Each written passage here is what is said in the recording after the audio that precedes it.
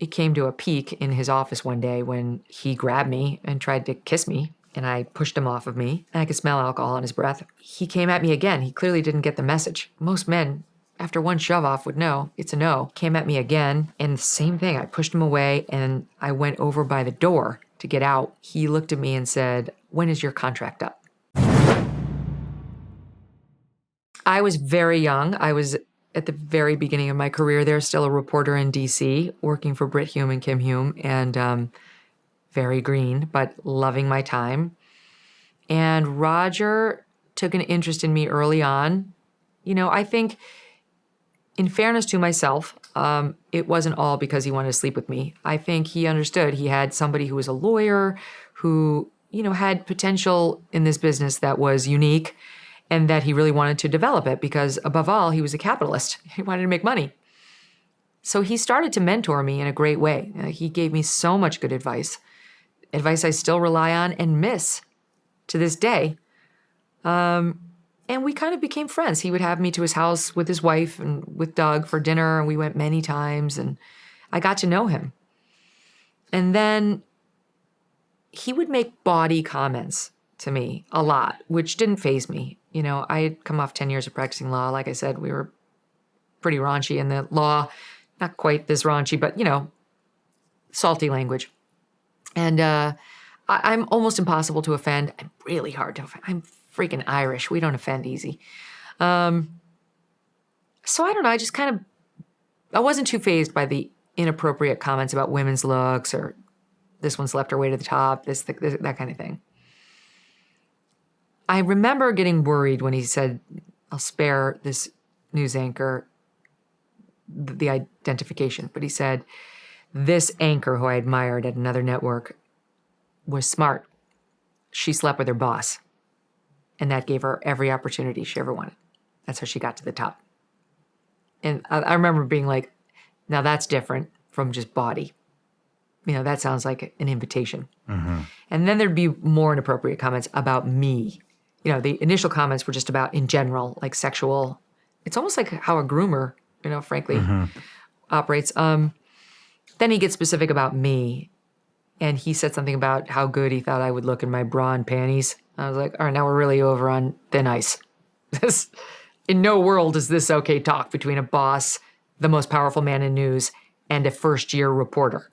I remember thinking this is so ballsy because he knows I'm a lawyer. He knows I just came off of 10 years of practicing law, including employment law. Like, this is definitely not kosher. But my feeling was he just wanted to have an affair with me. I thought the guy was Randy, I wasn't thinking he's this massive sexual harasser. It just wasn't even, that's not at all how I experienced it. I'm like, he wants to go to bed with me. And not to sound, self-congratulatory, but he wasn't the first man to behave like this around me. It wasn't like this is the first time a man's ever come on to me and wanted to have sex with me. So I was like, oh, this is tricky because he's my boss. I've got to get out of this. I'm definitely not going to have sex with him or an affair. This is very tricky. But my only goal was get out of it without hurting him because I want a career. Mm-hmm. My career, which I'm loving, is on the line here. If I upset him or play this wrong, he's going to feel rejected, which is the worst way you can make a man feel. And if that man's your boss, your career's out the window, especially when you were me with no connections, no history, no resume, no body of work, nothing. So it was just like dancing on the head of a pin to try to just get out of bounds whenever he said something like that. Out of bounds, out of bounds, out of bounds. And for most of this time, I was divorcing Dan and not yet with Doug. So I couldn't be like, oh, Doug, which is a very effective way of telegraphing to a man, no. But I didn't have that, and I didn't have a ton of experience in like just navigating this particular thing. So it was bad. But I did know that if he was going to fire me, I needed a record because I would have sued him. And so I started keeping a diary every night whenever I had an interaction with him, very detailed. I told my office mate, Major Garrett, who's the White House reporter for CBS News now, and he would later back me up when this investigation came down. We used to sit in my office. We shared an office together, and the phone would light up, and I'm a first year, and I would say, Roger Ailes. He'd be like, he never got a call from Roger in his career there. Called me all the time. I'm like, oh my God. He kept calling me up to New York, which was also unusual. I would later find out, these long face-to-face meetings were unusual. And I called my lawyer. I called Jones Day. And they opened up a case file and created a conflict just in case he ever called them, so he couldn't hire them, so they could represent me if I needed it. And then I told my supervisor, who I have chosen not to name in the DC Bureau, but I went to this person and I told them what was happening. And I didn't want this person, just to be clear, to run to human resources. I wasn't like, let's make a record. This is inappropriate. I was like, please help me. I want it to end and I don't want to get fired and I don't know what to do. And this person told me he's just an unhappily married man and he's a good man. And if you just stay down here in DC and ignore him, it'll stop. And that's exactly what happened. And I chalked it up to exactly what I was told. He's a good man, but an unhappily married man. And he was looking to have an affair, and it wasn't going to be with me. And I kind of skipped the, crescendo of it all, but it came to a peak in his office one day when he grabbed me and tried to kiss me, and I pushed him off of me. It wasn't violent, it wasn't I'll have you. And I was like, no, it was just he tried to go for it.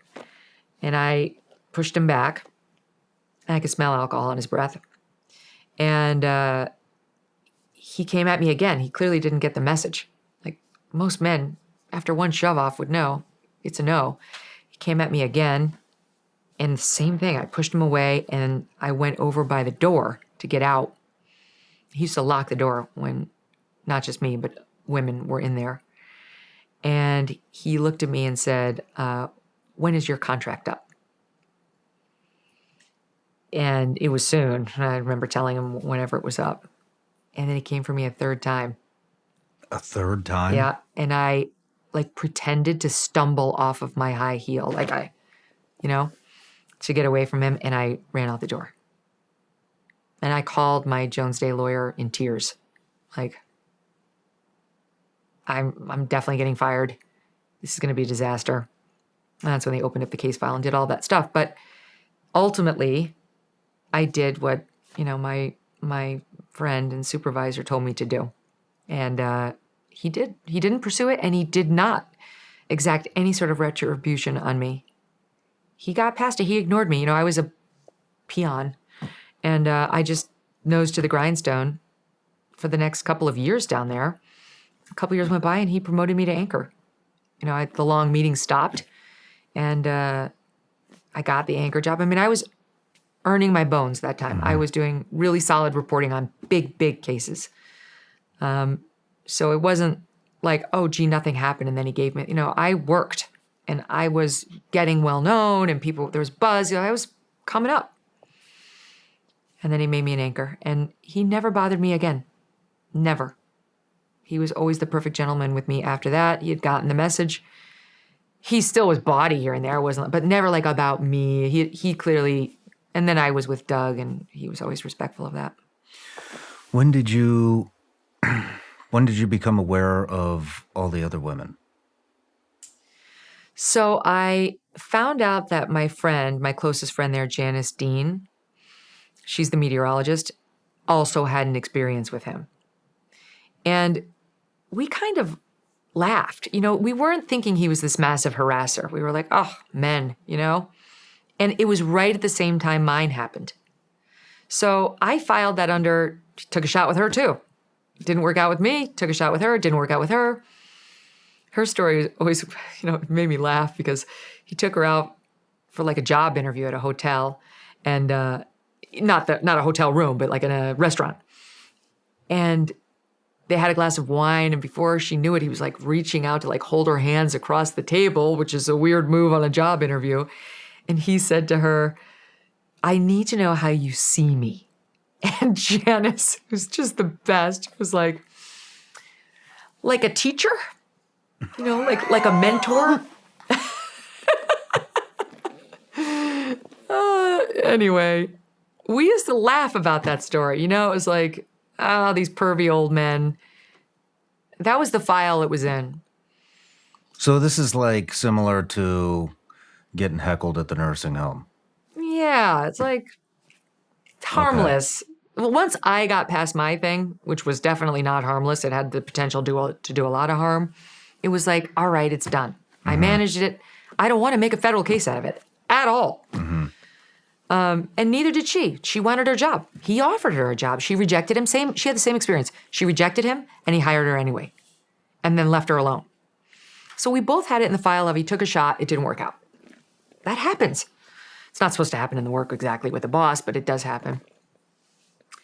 And then Gretchen Carlson filed her lawsuit. And we were like, holy shit. I mean, that truly was a bombshell. And that all hell broke loose. I mean, just that lawsuit was a before and after moment. All hell broke loose. How long was the lawsuit going on before you made your decision? I don't remember. I don't remember the time span. I mean, the whole thing seemed to be maybe 6 weeks, but don't hold me to that. Were you close with Gretchen Carlson? Not at all. I didn't really like her. Okay. A few of us did. And in a war between Gretchen and Roger, we were all Team Roger. That's just the truth. She didn't really like me either. So the instinct was not in any way to help her. But truth is truth. Like, reality is reality. And while I offer no opinion on her situation and what did or did not happen between Gretchen and Roger, I knew from the second that thing was filed that if I got called in by any investigative body, he was fucked. Because by this point, I had risen to the top of Fox News. I had credibility. I had no axe to grind. She had just been fired. And I knew that they would believe me. And I deserved to be believed. I just saw that this thing had set wheels in motion that were ultimately going to end in calamity. And, God, it was terrible. It was just terrible because I didn't want to hurt him and I didn't want to help her. And I didn't want to upend my career. And I didn't want to be known as the face of some sexual harassment movement or lawsuit, or to have the fact that I'd been harassed broadcast to anybody. I was humiliated about it. It wasn't something that was seen the way it is now. It was, usually they'd say you brought it on yourself. Back then. Only now are we starting to understand, actually, this is really kind of common and it doesn't mean you were asking for it. Trust me, I was not asking for it. I just didn't want anything to do with it. It was like cesspool of toxicity over there. My life's going pretty well over here. I don't want to go in your pool. But one thing after another started happening. And what happened was I found out that they were going to limit the investigation to only staff that worked for Gretchen. And I found that out after other women had spoken to either me or Janice. So once the lawsuit was filed, women started talking. Me too, me too, me too. And so Janice and I started to hear this was widespread. This was not just the two of us. And heard it had happened to some young women. And these were deeply concerning things. And we were like, oh my God. And then other women, non-Fox women, came out and spoke, I think, to Gabe Sherman in a piece that was explosive about terrible allegations they were making about him before Fox News. So we were all like, oh my God. And now I'm reevaluating everything that happened to me. And Janice reevaluating everything that happened to her. And then we found out that Roger had managed to limit the investigation to just Gretchen's staff. And that was the real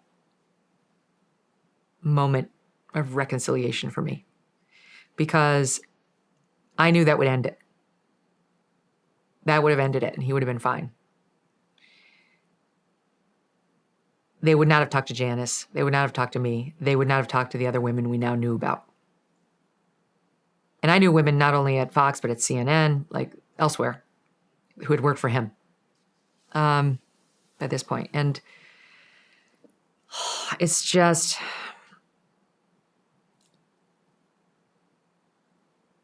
I betrayed him. And that's how I see it. You still feel like that? No matter where you're watching Shawn Ryan Show from, if you get anything out of this, please like, comment, subscribe, and most importantly, share this everywhere you possibly can. And if you're feeling extra generous, please leave us a review on Apple and Spotify podcasts.